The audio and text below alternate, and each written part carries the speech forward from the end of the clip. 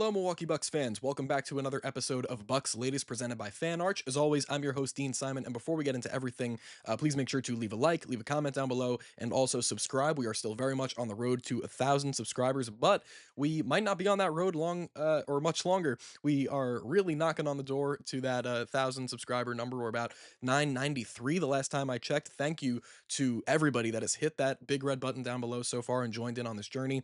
And if you'd like to do that as well, press that button down below and follow along for all the latest Milwaukee Bucks updates. Also, turn on those post notifications so you don't miss out on future episodes. Okay, now that the preamble is over, we have some news. Doc Rivers during media day, we're kind of pulling a lot of quotes out of media day because that's really one of the most revealing times of the year, and especially going into training camp, into the preseason, and then obviously into the regular season. That's where we can really kind of get inside the mind of a lot of the coaches on the team and the front office and all these guys that have major pull within the organization and guys that kind of decide what we're going to be doing throughout the year.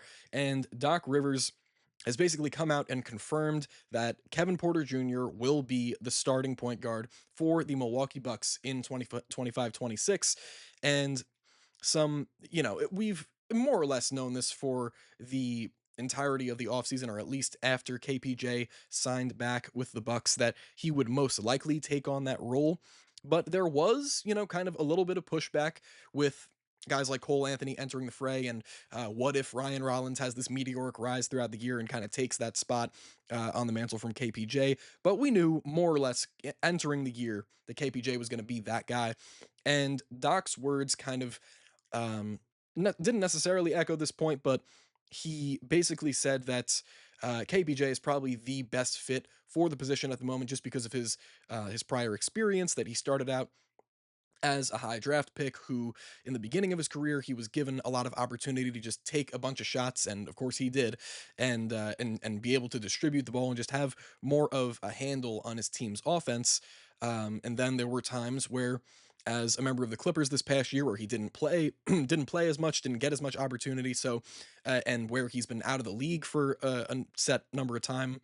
So, there's been he's kind of been all over the kind of NBA or professional basketball player spectrum to a degree, where he's been one of the more heavily relied upon players on a given team. He was out of the league for a while and he was kind of middling on a team's bench. But now, having had all of those kinds of experiences combined together, he eh, is believed to be by Doc the best fit for the Bucks to start at point guard. And you can't necessarily disagree with that kind of train of thought, because it does make sense. You want to have a guy manning the offense that has been in as many situations as possible, or at least had as many different kind of eras as a player as possible. And you can't really argue against KPJ in that instance. And from what we saw a lot of last year, and of course into the very short playoff run against the Pacers this past year, we saw KPJ kind of level up as a playmaker, going from even his great 30 game stretch to finish the regular season with the Bucks last year into the playoffs, where, as I've said in previous episodes, he increased kind of the assist to turnover ratio. He was scoring more efficiently. He looked like a pretty great distributor in the pick and roll in the playoffs, in the half court. And all of those things will combine into him eventually taking over that starting point guard role full time. We don't know necessarily if a guy like Cole Anthony is going to shock everybody, or Ryan Rollins is going to shock everybody, but from day one, Doc Rivers is saying that Kevin Porter Jr. will man that position on the roster, and again, you can't really argue with it. So we're just gonna talk uh, very shortly about Kyle Kuzma's potential to land a contract extension, and where that potential began and where it ended, because essentially from the moment that Kyle Kuzma became eligible for a contract extension, which was pretty recently, I believe, there was just no way possible that the Milwaukee Bucks front office could even rationalize giving him any kind of dollar amount, even for a relatively cheap deal, because he just hasn't proven anything in a Milwaukee Bucks jersey. And that's just the main crux of things. He's going to need to prove to some degree that he can contribute to a winning basketball team, and not just keep riding on his past experiences as a member of the Lakers and helping that team win a championship as one of their best bench options.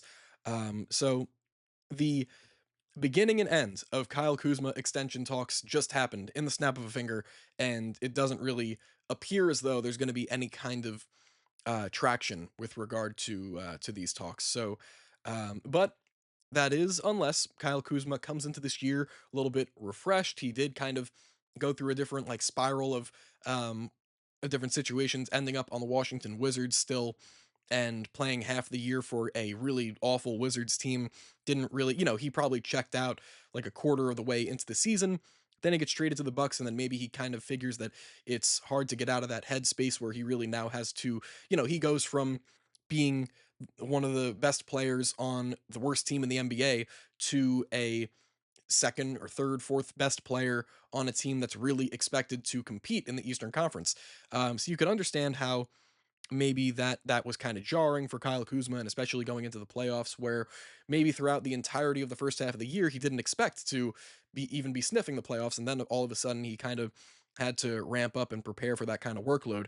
Maybe these things contributed to why Kyle Kuzma was a shell of himself this past year, um, and of course this is why. Extension talks just do not exist for Kyle Kuzma. But hopefully, going into this year, he can prove all of us wrong. He can have a sensational year, and he can help the Bucks win games. So this latest setback that we're going to talk about is Giannis getting COVID and potentially missing the brunt of, if not all, of training camp. And the reason why I feel as though this could be bigger or more of an issue than people are letting on is because training camp is going to be a time where not just, all of the new players and all the guys that are fighting on training camp deals and non-guaranteed deals to make the roster. It's not just a time for them to kind of show out and show the coaching staff that they're meant for a bigger role or that they're meant to be on the team in general. It's for guys like Giannis to begin to mesh with these new guys and see what they like and how they operate on the floor. And having no Giannis in training camp might end up being a little more counteractive to what the Bucks want to do to begin the year. So when we speak of beginning the year and starting the regular season, maybe this means that uh, you know not hopefully, but that Giannis and several teammates on the Milwaukee Bucks, especially maybe new teammates like Miles Turner and guys like Amir Coffey, who should, who we'll get to in a second, that should make the rotation. Maybe Giannis just doesn't have enough time to develop chemistry with those kinds of guys, and things go poorly, and then all of a sudden you see the Milwaukee Bucks, because these guys just can't connect. Maybe they drop one of their first two games against really really easy opponents, like I think it's is it the Wizards on opening night and then the Toronto Raptors. Those could be two easily losable games if the Bucks aren't completely on and they're not kind of working out their specific roles within the system. That's the reason why I say that it could be a little bit bigger than we're letting on, just because it's possible to lose games that you should win when you know that you're not on, when you're not in the right headspace, and when you know that you aren't as connected with your teammates as you could possibly be. Lastly, just going to talk about Amir Coffey, how skilled he is, and why I believe there's absolutely no debate whatsoever, or there should be no argument as to why Amir Coffey belongs on this team in the rotation nightly, and there's just no way around it. Because coming off of last year, Amir Coffey really proved a lot in terms of his efficiency, and for a Milwaukee Bucks team that is going to put even more of an emphasis on 3-point shooting after leading the league in 3-point percentage, you're going to need a guy like Amir Coffey, especially from the wing, who shot over 40% from three last year. It's just, again, there's no way around it. You need to include a guy like that who can shoot the lights out from the small forward position, or maybe even he could play a small ball four, even though he's, a little bit shorter than you'd like for that. Amir Coffey, simply because of his ability to shoot and to attack closeouts, his value it's like multiplied by a million for this Bucks team specifically, and with how he would be able to fit on this Milwaukee Bucks roster. For those reasons, I feel like there's just no possible way that, number one, Amir Coffey doesn't make this team. They brought him in for a reason. They signed him for a reason. He isn't like a Cormac Ryan, or, for how much I love him, for a Tyler Smith, for how much I love him, an Ajax. Amir Coffey is a real rotational NBA player, and a guy who doesn't have any argument as to him not being on a team to start this year and not getting, maybe seventh, eighth man minutes on even a great team. Amir Coffey is that guy, and he's gonna end up making this rotation, um, no matter what. And that's just my view on things, my super analytical perspective on things.